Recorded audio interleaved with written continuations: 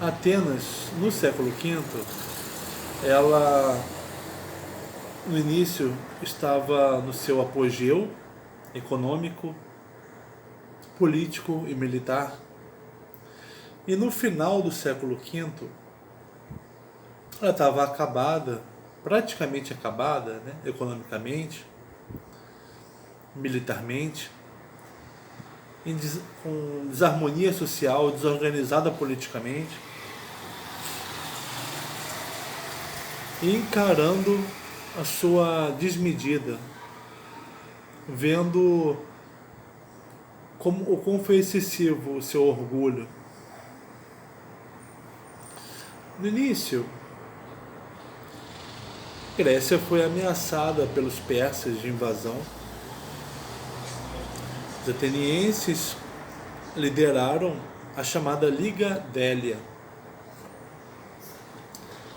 que foi uma força militar, a partir da sua frota poderosa, financiada pelas cidades-estado gregas mais suscetíveis de serem invadidas pela Pérsia, porque estavam na linha dos persas, né? Quando chegavam na Grécia. Atenas então teve aumentado o seu poder militar. Com a diminuição da ameaça persa, ela passou a ter domínio político sobre as cidades-estado gregas, que contribuíam, né, para o seu poderio militar. Atenas também estava economicamente pujante por causa desses recebimentos das outras cidades-estado, também por causa da exploração de minas de prata e de ouro. Atenas até cunhou moedas de prata que eram aceitas, desejadas na Grécia.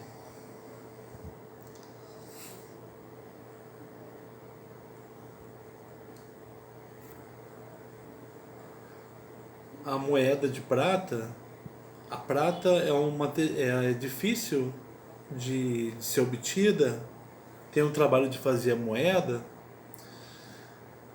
De acordo com Marx, o valor de alguma coisa é atribuído a essa coisa pelo trabalho humano, pela quantidade de trabalho que está ali no objeto.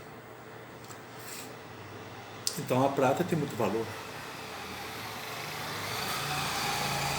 O ouro tem mais valor ainda. E a prata e o ouro também, eles guardam esse valor porque eles não deterioram. E o valor intrínseco a esses objetos é usado para comparar o valor de outras coisas.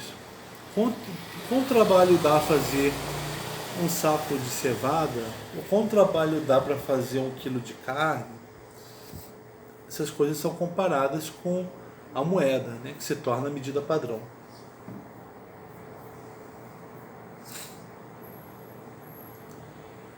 Atenas também estava vivendo sua democracia.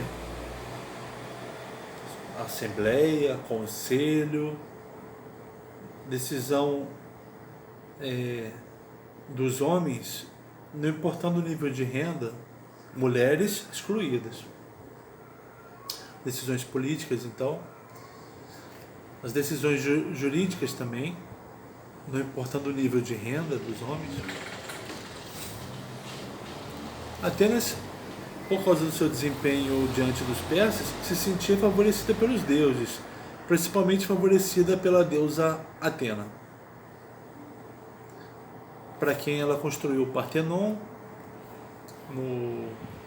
na Acrópole. Só que na segunda metade do século V, a hostilidade que já existia de muito antes, mas ficou abrandada, virou, né, durante as guerras persas,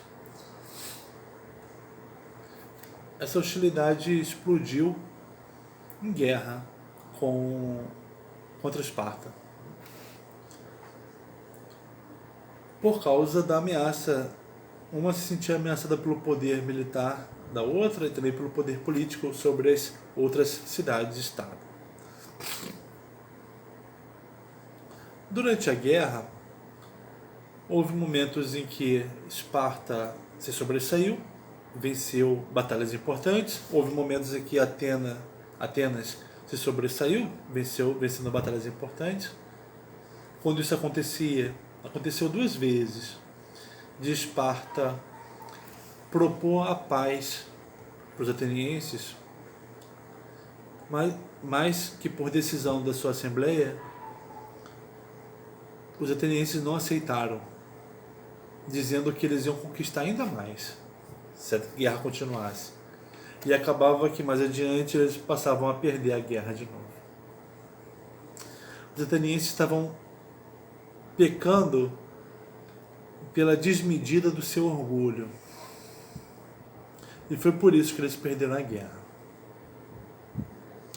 Quando acaba a guerra,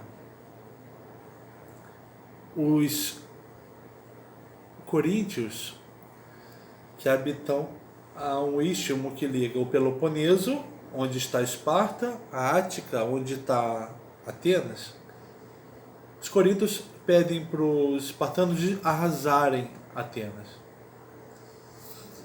Esparta pensa assim: olha, Corinto tem uma frota, um poder militar considerável. Se eu arraso Atenas, os coríntios vão dominar a Ática e o Istmo. Como é que a gente vai passar para a Ática? Corinto vai ser muito poderosa? Não, Corinto. Fica aí na sua. Esparta preferiu favorecer a implantação de um governo tirânico em Atenas. Atenas sempre teve uma facção antidemocrática. Nós vimos durante a guerra que a democracia chegou a ser substituída pela oligarquia. Esparta então pensou que em favorecer os oligarcas locais antidemocráticos, que instalaram o governo dos 30, chamado governo dos 30 tiranos, que foi um governo autoritário, violento com sua população. Chegava a roubar seus cidadãos. Durou 8 meses. Os espartanos preferiam que Atenas estivesse sob esse governo,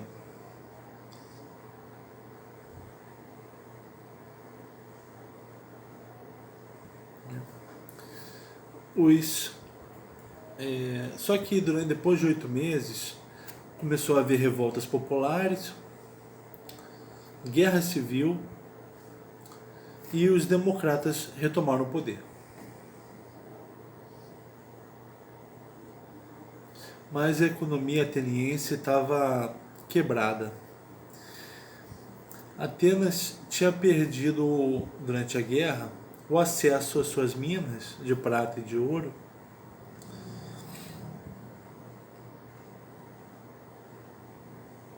Ela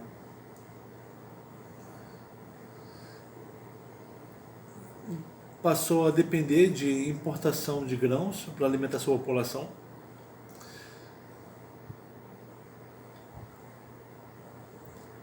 Internamente, as regiões rurais estavam completamente destruídas, porque Esparta tinha instalado ali uma base permanente que destruiu as casas, as plantações, que demoram a serem cultivadas, a produzirem para alimentação, para venda, exportação. Atenas não produzia mais alimento suficiente para ela. Por isso que passou a precisar de importar grãos os cidadãos começaram a comer menos.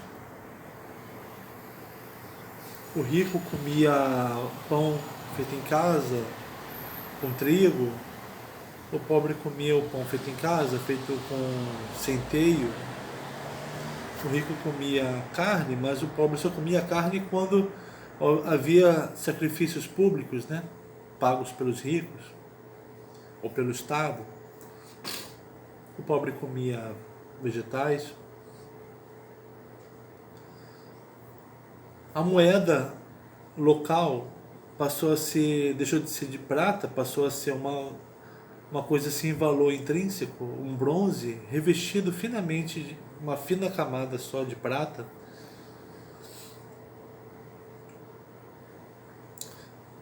Muitos homens morreram, né? E as famílias, as mulheres pobres que já trabalhavam na rua, né, tiveram sua clientela para os pães que elas faziam, para os tecidos que elas teciam e vendiam, para os objetos que ela manufaturava. A clientela dela diminuiu muito, piorando o seu nível de renda. As famílias ricas, as mulheres tiveram que trabalhar, nunca pensaram em ter que trabalhar fora de casa. Elas teciam em casa, supervisionavam o trabalho das escravas, mas passaram a ter que sair e procurar emprego, né? Se tornaram assalariadas. Assim como os fazendeiros, né? Os habitantes da região rural, que tiveram seu meio de vida destruído e passaram a ter que morar nos centros urbanos, acampados, sem casa, criando condições anti-higiênicas, conflitos com os moradores. Tiveram que procurar trabalho também.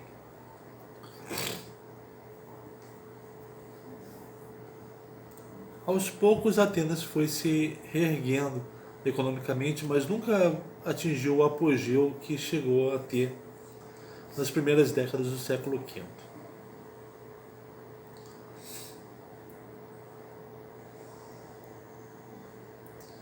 Durante a guerra, inclusive, objetos de ouro do Partenon foram derretidos para Atenas conseguir importar alimentos para sua população faminta. Agora, o governo fazia obras, né, para que a população tivesse um emprego. Reconstruíram o muro que a Esparta destruiu, o muro que cercava o centro da cidade, ligando ao porto. Foi destruído por Esparta, mas o governo ateniense reconstruiu esse muro, voltando a ter então segurança para ter acesso ao porto, para fazer as exportações, né? Também construiu um novo templo em homenagem a Atena, um templo chamado Erecteu, que fica no Partenon, aliás, que fica também na Acrópole.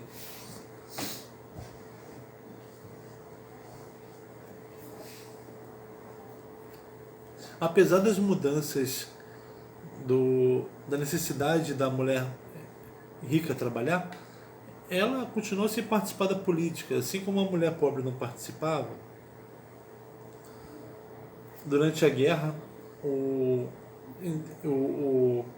escritor de comédias, o Aristófanes, chegou a fazer uma peça falando de mulheres que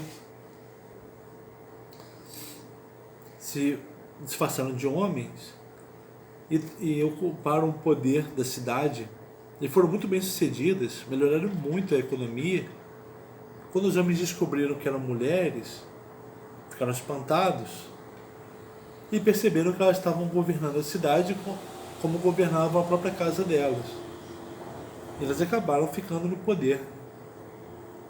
Fantasia, né? Isso não aconteceu. O governo, as instituições políticas continuavam excluindo as mulheres. Quem escreveu essa peça foi o Aristófanes, que escrevia peças já durante a guerra. Eram apresentadas nos festivais em homenagem a Dioniso, essas peças que elas ironizavam figuras públicas atenienses, ironizavam Péricles ou Cleon. Cleon chegou a processar Aristófanes, perdeu o processo. Aristófanes fez uma peça colocando Cleon como um escravo. Ironizava as figuras públicas para fazer o ateniense rir da própria soberba, né?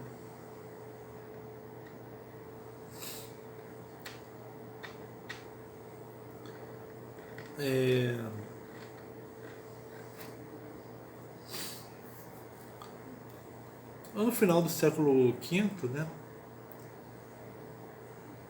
No início do século IV, Sócrates vai ser condenado e morto, né? Um ilustre habitante dessa cidade-estado.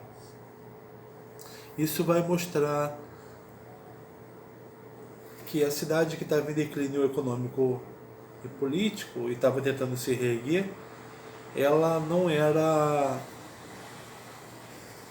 deveria se orgulhar tanto assim de si mesma.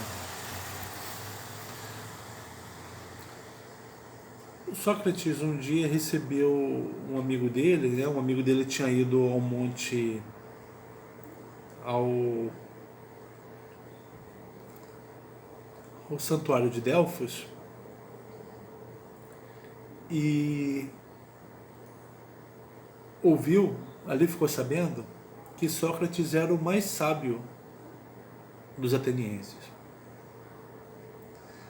Esse amigo chamado Querofonte ficou assim espantado, desceu correndo e foi falar com um amigo. Sócrates ficou mais espantado ainda. Resolveu investigar.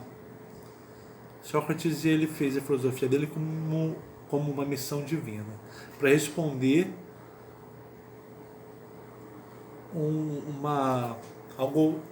uma mensagem divina. Ele perguntava para os seus concidadãos a definição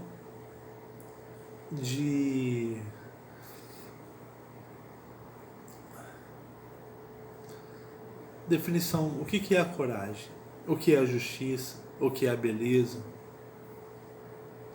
Definição dessas coisas que diziam respeito ao comportamento dos homens, coisas que os seus... Mas ele não perguntava à toa, ele perguntava para aquele que se arvorava a ser um conhecedor daquilo. Alguém que se arvorava de ser corajoso, alguém que se arvorava de ser justo, ou saber o que é justiça, alguém que se arvorava de ser piedoso, alguém que se arvorava a saber o que era beleza. Sócrates perguntava o que era, qual a definição. Aí ele obtinha respostas, mas o Sócrates ia comparando as respostas e vendo a contradição entre elas.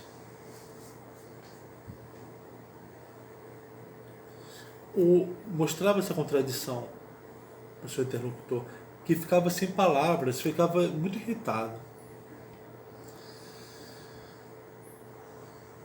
O Sócrates ele também não sabia a resposta, mas ele sabia que ele não sabia a resposta. O seu interlocutor continuava acreditando que sabia a resposta, insistindo com Sócrates, apesar de estar em contradição.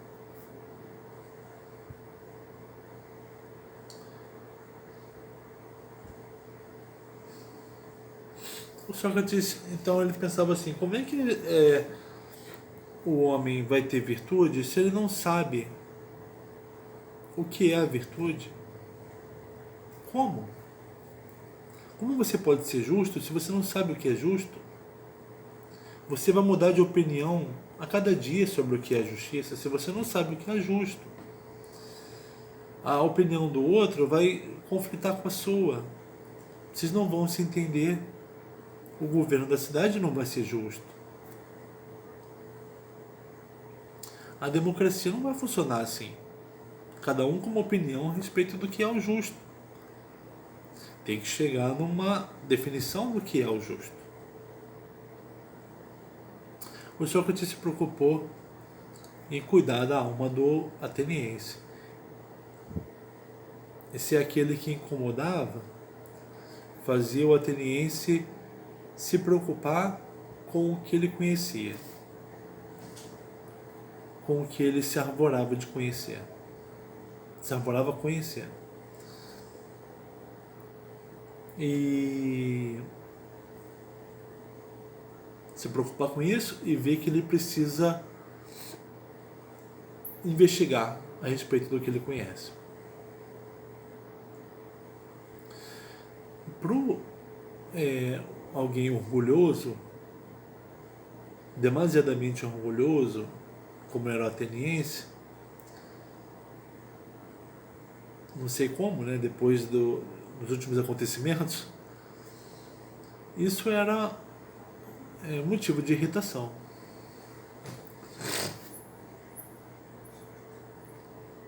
Sócrates foi acusado de rejeitar os deuses da cidade, de introduzir novos deuses, acusado de perverter a juventude.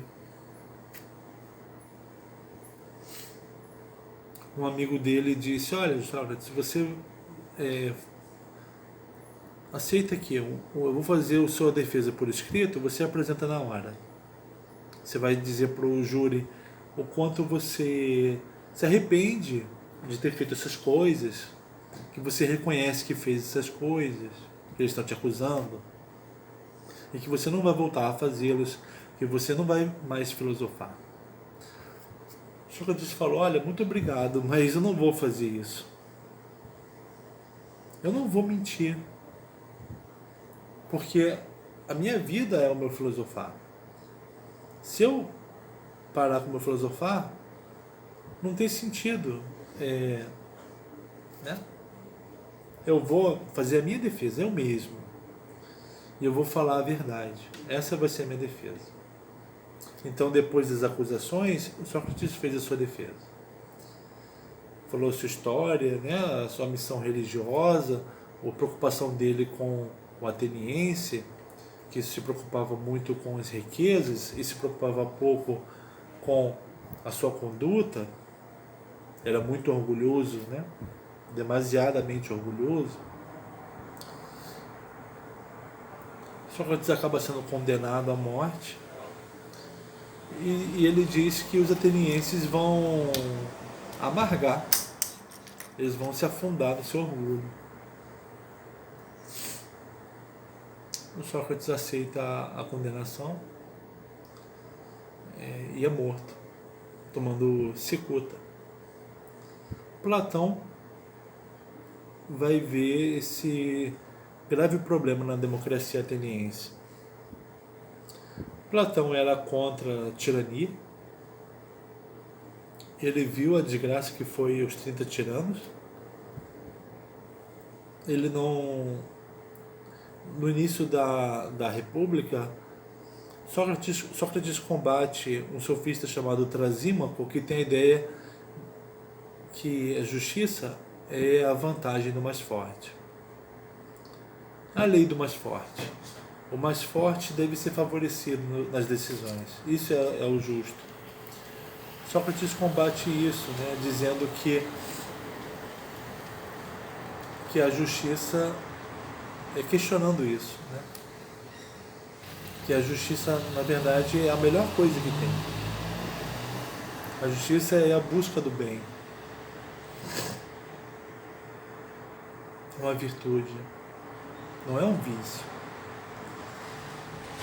Então, os tiranos não são justos, mas a democracia também não está sendo justa. A lei do mais forte não é justa, mas também é a opinião de várias opiniões diferentes se contradizendo, mudando. Um governo feito assim, e as coisas são decididas pela maioria, o que não garante a verdade, isso não está garantindo a justiça. há de se encontrar a verdadeira justiça, a justiça em si. Platão vai chegar a divulgar na República mesmo um governo feito por um conselho de reis filósofos que sabem a verdade, a justiça verdadeira, e governam a partir daí sem contradição. Mas, pensando na figura do Sócrates, a morte dele vai ser lamentada pela cidade. Vai ser uma ferida que a cidade vai carregar. Como nós podemos matar esse homem que era uma verdadeira ateniense? Ele gostava de conversar como nós gostávamos. Ele foi um grande soldado. Ele foi alguém preocupado conosco. Ele nunca quis morar em outro lugar que não aqui. Ele aceitou as nossas leis, tanto que morreu por elas. Ele se importou conosco.